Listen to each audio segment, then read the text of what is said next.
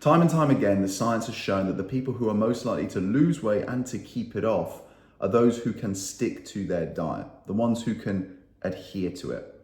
Adherence by a country mile has been proven by the science to be the best strategy and the best indicator, the number one indicator when it comes to success of your diet. And in this video, I'm going to break down how you can use this to lose weight yourself and, most importantly, to keep it off for good. I think the reason that people don't stick to their diet is because they don't necessarily see linear progress every single day or every single week. And this is because a lot of people use the scales to measure their progress. And the chances are is their body weight is going to fluctuate quite a lot. Now, their body fat might be coming down consistently, but this could be masked by fluctuations in their body weight. Their body weight fluctuates, they don't see linear progress, they give up, they jump ship, they start a new diet, they think this is it, then that one fails them, and they're constantly chopping and changing after they've plateaued or gone backwards, when really they haven't gone backwards. And I think the reason that people do that is because they don't understand the underlying principle that governs weight loss. And then they ended up switching between methods. So they don't understand the principle and they focus on tactics and methods. They're looking at a lower level rather than focusing on the higher level. So the real trick, guys, is to understand the principle and then pick the method, or actually methods, that are going to suit you and your lifestyle and help you to achieve your goal in the best way possible. So what is this principle? Well, if you haven't heard of it, the first thing we need to calculate is something called your maintenance calories. This is the number of calories that you burn based on your physiology, so your age, your weight, your height, and your sex, and your lifestyle, how active you are. But I'm not just talking about exercise. I'm talking about the type of job you do, whether you're a talkative, fidgety person like I'm moving my hands around here, or whether you're a more docile person, how many steps you do, whether you clean your own house, how often you have sex. All of these factors come into the equation when we're calculating your maintenance calories, okay? So the easiest way to do this is very rudimentary, and when I'm working with my clients one-to-one, I do a more complex equation to calculate their exact number. But to give you a sort of a start point, if you like, is to take your body weight in pounds, not in kilograms, in pounds, and to multiply that by 15. Like I say, it's very rudimentary, but it's going to give you a good start point. And let's be honest, a start point is better than no point, right? So that start point is your maintenance calories. That's based on you. That's based on right now. But that's also based on you just maintaining. But you don't want to maintain, right? You want to lose weight. So what do? Well, very simple. We consume, we eat, we drink fewer calories than that. And that's called a calorie deficit. Now, the bigger the deficit, the longer you can sustain that, the more fat loss you're going to achieve. And it really is that simple, guys. But simple does not mean easy.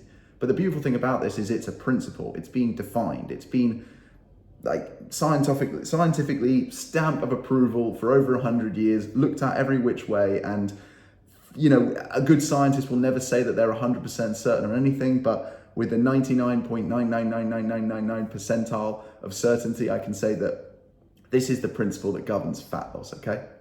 So the first thing to do is to understand your maintenance calorie number and then to create that calorie deficit for yourself. Now, the first thing that people do when they're trying to do this stuff on their own, a lot of the time I see, is they try and create the biggest possible deficit they can, because let's be honest, we're impatient creatures. We want fast results. We want results now. You want that dopamine, that serotonin. We want that progress. We want that sense of achievement, right?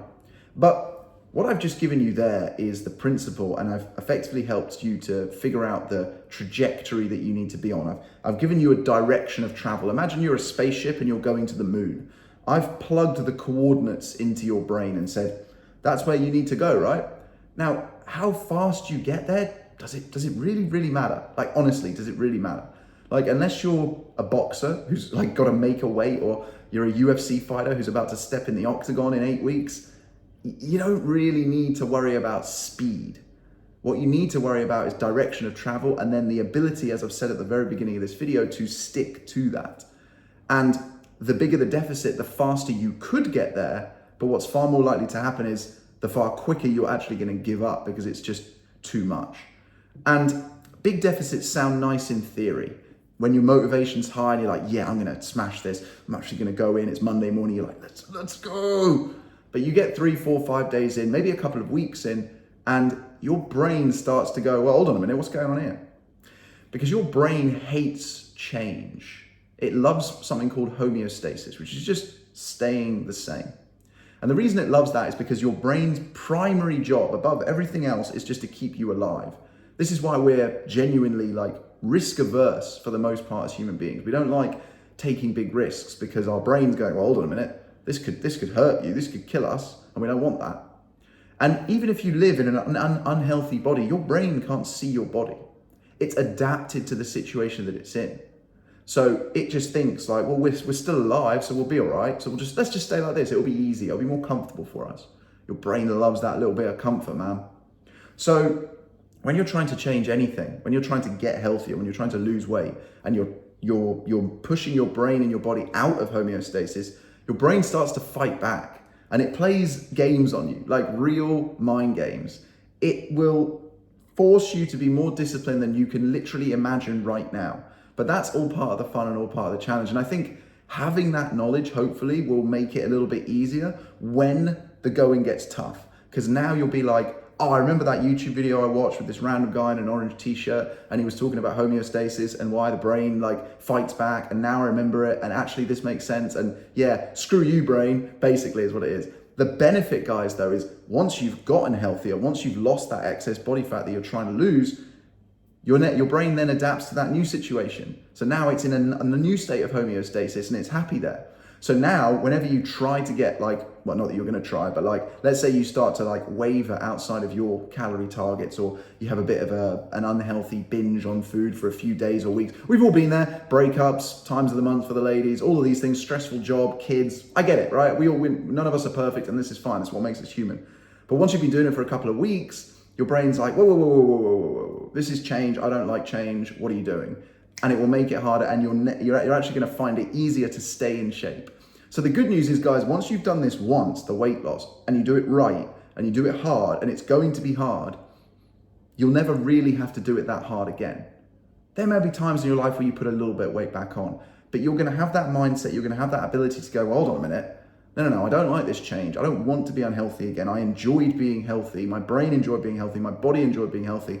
I liked the confidence, the energy, how I felt about myself. So I want to get back to that, and it's going to be easier. So we've gone off a little bit of a tangent there, but hopefully that kind of gives you a little bit of peace of mind, I guess, that once you've done this once you've lost this weight once, I promise you it's going to be so much easier and so much more motivation to you to keep it off.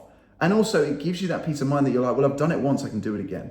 You always hear these videos of millionaires, billionaires, and they say, like, the people asking them the questions say, if you lost all your money tomorrow, could you make it back? And every single one of them, without fail, says, yeah. Because it's a mindset thing, guys. It's the same with your body. It's the same with your physical health, same with your mental health. If you've pulled yourself out of a depressive situation before, which I have, I've been diagnosed with depression in the past. Yeah, you can slip back into it 100%. It's a real thing. But it's a lot easier the next time, the time after to pull yourself out of it, because you've got the tools in the toolbox to know how to do it. And it's exactly the same when it comes to weight loss, guys. So going back to the original point, coming back from that tangent, we've calculated your maintenance. We're creating that calorie deficit. The whole point of that message was we don't want to be worrying about speed to get to our journey, to get to the moon, right? We just want to be making sure that we're on the right path, going in the right direction, on the right trajectory. And then the speed is somewhat consequential. There's going to be times when you're feeling good and you can dial it up. You can increase your deficit and move a little bit faster. Equally, there's going to be times, like I said earlier, you're ill, you're hungover, ladies, it's time of the month, you're stressed out at work, kids are giving you grief, whatever it might be, where you're just like, you know what, I need to dial this back. I just don't feel good. And you can dial that deficit back. To give you some kind of like rough guidelines here, a 500 calorie deficit will have you losing about 1 pound of body fat per week. Remember what I said though, there's a big difference between your body fat and your body weight. So the scales will still fluctuate. But if you compare your weight on day 1 to day, let's say day 28, week 4, week 8, whatever it might be, if you've created that deficit, you will have lost weight. So my advice here is to create a small and sustainable deficit, guys, okay? And then really, honestly, all it comes down to is patience. Eat a little bit less, move a little bit more, try not to run before you're walking. I mean, literally and figuratively. Don't do everything at once. Like, take it one step at a time. Don't feel like you have to restrict any foods, just moderate what you're eating. Keep foods that you enjoy, eat something you enjoy every single day, I think is a great piece of advice. And just, like I say, have more patience. I've said it before, I'll say it again. I really want to reiterate the point. They say that you have to sell someone something 7 times before they listen to you. So I've said it 2 or 3. Hopefully, I'm going to trust you guys that I don't need to say it another 4 or 5 times. Have more patience. Okay, there's 3. Because now you've got the peace of mind that you know what you're doing and you're going in the right direction. And again, like, speed really doesn't matter. Like I say, when life is good, when life is easy, throttle it up. When life is hard, bring it back down. But the best strategy, science has proven this time and time again, the people who stick to their diet, the people who lose the weight, the people who keep it off, are the people who can adhere to their diet. You do not need to worry about whether you're vegan, paleo, keto, Atkins, intermittent fasting, and whatever other ones you've heard of these days. They are less important. You can pick 1, 2, 3 of those, or you could just be an omnivorous man, a woman who eats a balanced diet, who eats meat and plant products like I do, and just keep yourself in a calorie deficit if you're trying to lose weight. I did this, I lost 20 kilos. Guys, I know it works. I've done it on myself. I've worked with over 100 clients. It works, trust me. I've seen it in practice, I know it in theory. Anyway, I will love you and leave you there. I hope this video has been very useful though. If you have enjoyed it, I've been posting on YouTube this is day 119 in a row. We're blowing up this channel. Let's go, guys. So if you enjoyed it, give the video a thumbs up, subscribe to the channel. I'm producing content every single day. If you've got any content suggestions, always open to those. Leave one in the comments. Let me know what you want me to talk more about. If you're struggling with a particular thing right now and you feel confident enough to speak up, please let me know. I'm more than happy to make some content on it. But until tomorrow, I'll see you then.